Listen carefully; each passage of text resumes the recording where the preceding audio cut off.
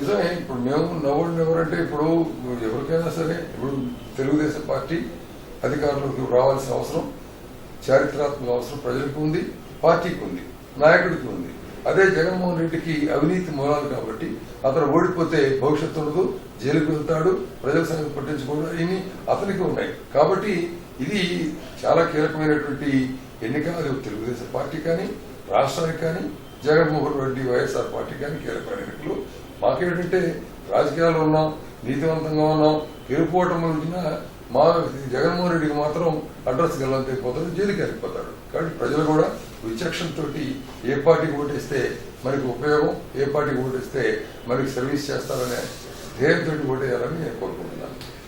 ఇందులో సంతోషం, దుఃఖం అనేది ఏం లేదు. నరసరావుపేట నాకు పెంచిన తల్లి, సత్తపల్లి నన్ను కన్న తల్లి.